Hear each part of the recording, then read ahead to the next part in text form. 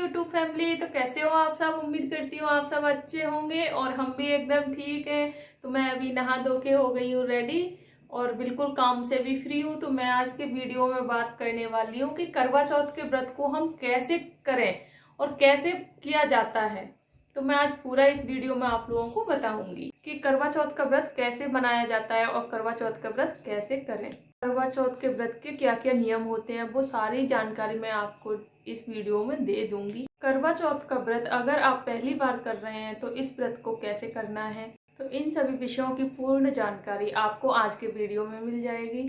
तो फ्रेंड्स, संपूर्ण जानकारी के लिए जो लोग इस व्रत को पहली बार कर रहे हैं तो संपूर्ण जानकारी के लिए आप लोग मेरे वीडियो को लास्ट तक जरूर देखें, ताकि आप लोगों को व्रत की जो भी जानकारी है वो पूरी मिल सके। लेकिन जो लोग बिल्कुल निर्जला व्रत करते हैं उनको आगे भी निर्जला व्रत ही करना होता है। कि आप जिस विधि विधान के साथ इस साल व्रत को रख रहे हो, मतलब पहली बार जिस विधि विधान से आप व्रत को रखोगे करवा चौथ के व्रत को, उसी विधि विधान के साथ आपको आगे आने वाली सालों में भी उसी विधि विधान के साथ में इस व्रत को रखना होगा। तो अपनी हेल्थ को ध्यान में रखते हुए आप करवा चौथ की विधि को फॉलो करें। देखिए, अगर आप पहली बार, जैसे कि अगर आप इस साल करवा चौथ पर सरगी करते हैं तो आप आगे भी सुबह उठकर सरगी कर सकते हैं। तो कुछ लोग पहली बार करवा चौथ के व्रत की जो कहानी होती है उसको सुनने के, जब कहानी को सुनते हैं तो उसको सुनने के बाद में, जैसे कि दोपहर में सुन लेते हैं तो सुनने के बाद में चाय ले लेते हैं। और जैसे कि आप फर्स्ट करवा चौथ में, पहली करवा चौथ व्रत में अगर आप चाय पी लोगे तो आप आगे भी आने वाले सालों में चाय या दूध पी सकते हैं। इसके साथ साथ जो भी हमें करवा चौथ पूजा के लिए जो भी सामग्री चाहिए हो, मेन बात यह है कि आप जैसा पहला व्रत करोगे वैसे आगे भी आपको वैसे ही व्रत करना होगा। अगर आप निर्जल व्रत करोगे पहले तो आपको बिल्कुल आगे भी निर्जला व्रत ही करना पड़ेगा। अगर आप चाय कॉफ़ी कुछ ले लेते हो व्रत में तो आगे आप चाय कॉफ़ी ले सकते हो। ऐसा नहीं है कि आपने ऐसा पहले निर्जल रख लिया दोबारा में आप चाय कॉफ़ी ले लो, तो ऐसे नहीं होता है। आप अगर निर्जला रख रहे हो तो निर्जला रखो, अगर आप चाय कॉफ़ी ले रहे हो तो चाय कॉफ़ी के साथ ही हर साल अपना व्रत जैसे भी करते हो आप अपनी तरह से स्टार्ट करें। चलिए, ये बात तो क्लियर हो गई। तो अब हम बात करते हैं कि हमें व्रत कैसे करने हैं और हमारे पूरे दिन की दिनचर्या क्या होगी। करवा चौथ से एक दिन पहले आप अपने हाथों में बहुत ही अच्छे से मेहंदी लगवा लें। जैसे कि आपके यहाँ लगाते हैं, अगर कोई पार्लर में जा रहा है तो पार्लर में लगवा लो, आपके अड़ोस पड़ोस में कोई है तो उनसे लगवा लीजिए। कुछ लोगों के यहाँ पर सरगी की जाती है और सरगी जो की जाती है उस सब की व्यवस्था आप एक दिन पहले ही कर लें। अगर आप एक दिन पहले ही सारी तैयारियां कर लोगी ना तो आपको आगे करवा चौथ वाले दिन कोई भी बिल्कुल हड़बड़ी नहीं होगी और आप अपना व्रत बहुत अच्छे से कर पाएंगी। अगर चीज़ें आपको उसी समय मंगवानी पड़ती हैं ना तो आपको बहुत हड़बड़ी हो जाएगी, बहुत एकदम हड़बड़ा जाओगे व्रत वाले दिन। तो व्रत वाले दिन हड़बड़ाहट बिल्कुल नहीं होनी चाहिए। आप सारी जो भी तैयारियां हैं वो एक दिन पहले से ही कर लें अपनी। इसके बाद बात आती है करवा चौथ के दिन की। कुछ लोगों के यहाँ पर सरगी की जाती है और सरगी जो की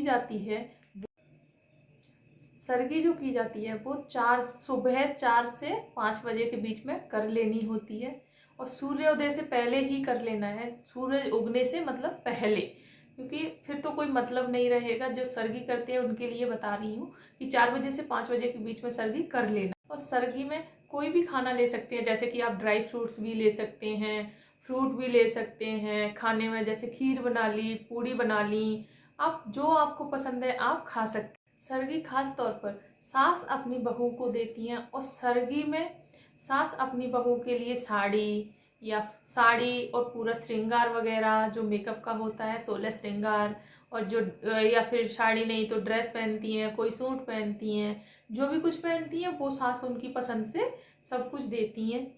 खाने पीने का जो सामान होता है जैसे फ्रूट्स, ड्राई फ्रूट्स, खाने में मतलब जो भी कुछ बनाती हैं वो भी आप देती हैं। लेकिन आपकी सास आपके पास नहीं रहती हैं, वो कहीं जैसे दूर रहती हैं, आप अकेले हो और आपकी सास नहीं है और आपके परिवार में सरगी करने का रिवाज है, तो आप स्वयं भी खुद से सारी चीज़ें खरीद करके आप अपनी सरगी कर सकती हैं। आप अपनी जो रिवाज है उसको बिल्कुल भी मत तोड़िए। इस तरह से हमें अपनी सरगी कर लेनी है। और सरगी करने के लिए कर लेने के बाद में फिर उसके बाद दोपहर में हमें अच्छे से नहा धो के पूरा 16 श्रृंगार करके अच्छे से न्यू कपड़े पहन के तैयार हो जाना है। जिस भी महिला ने करवा चौथ का व्रत किया है वो 16 श्रृंगार करती है। देखिए, करवा चौथ का व्रत महिलाएं अपने पति की लंबी आयु के लिए और उनके अच्छे स्वास्थ्य के लिए अच्छे स्वास्थ्य की कामना करते हुए करवा चौथ के व्रत को करती हैं। चौथ माता का व्रत किया जाता है इस दिन।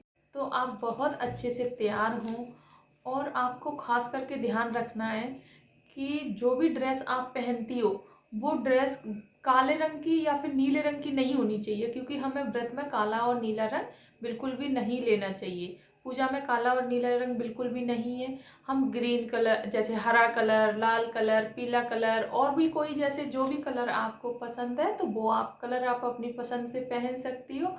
बट मेरी यही आप लोगों से रिक्वेस्ट है कि आप जितना हो आप काला और नीला रंग अवॉइड करें।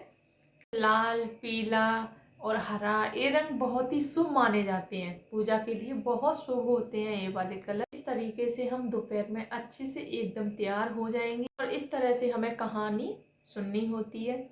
तो देखिए किसी के यहाँ तो कहानी दोपहर में ही सुन लेते हैं, 12-1 बजे सुन लेते हैं।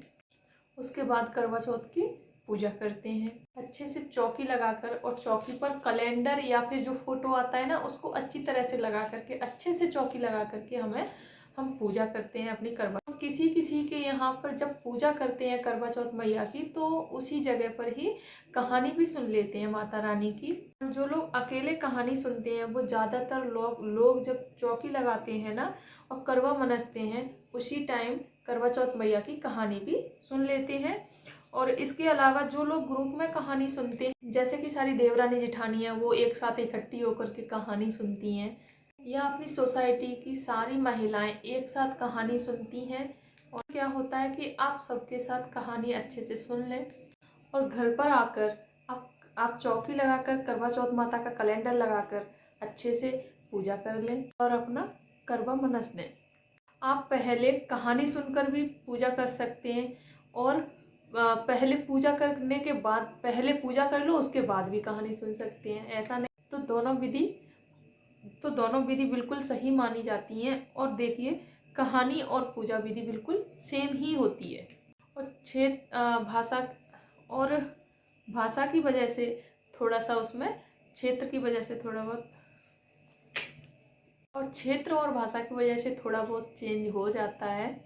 कहानी भाषा की सभी की भाषा अलग होती है तो उसकी वजह से भी थोड़ा बहुत भाषा अलग हो जाती है, उसकी वजह से थोड़ा बहुत ऊपर नीचे हो जाता है। लेकिन मूल रूप से जो कहानी है वो एकदम सेम ही होती है। इसी तरह पूजा विधि थोड़ा बहुत सामग्री भी अलग हो जाती है, थोड़ा बहुत कम ज़्यादा हो जाती है, लेकिन मूल रूप से जो कहानी है जो पूजा है वो सेम होती है, सेम विधि होती है, एक जैसी होती है।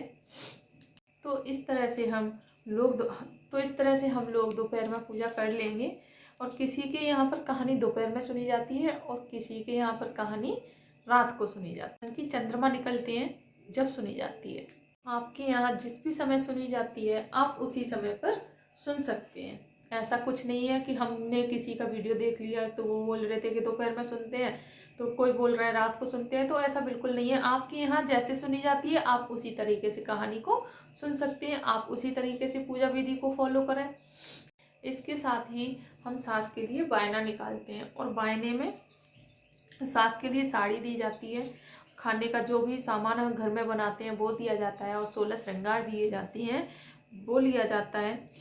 उसके साथ दक्षिणा जितनी भी आप पे दक्षिणा बनती है 10, 20, 50, 500 आप पे जितनी भी श्रद्धा से दक्षिणा बन रही है वो दक्षिणा भी रख लें।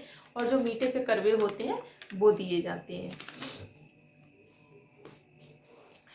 ये बायना सास के लिए निकाल देते हैं, जितना हमने बताया है उतना बायना हम सास के लिए निकाल देते हैं।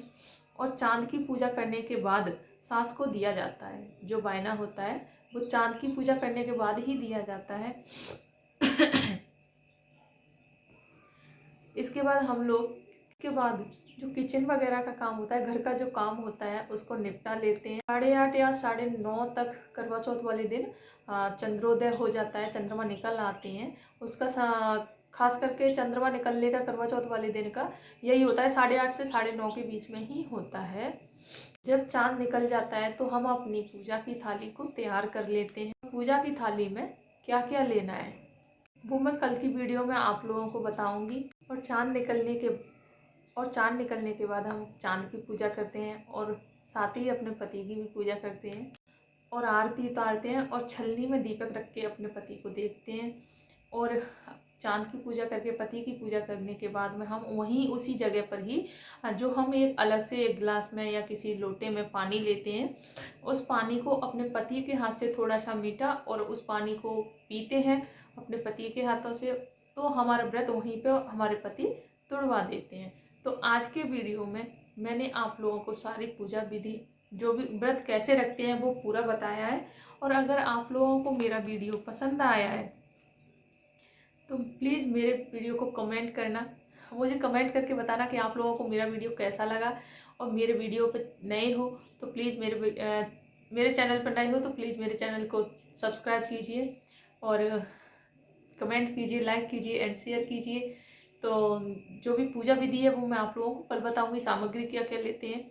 तो बस आज का वीडियो बस इतना ही, मिलती हूँ आप लोगों को नेक्स्ट वीडियो में। जब तक के लिए बाय।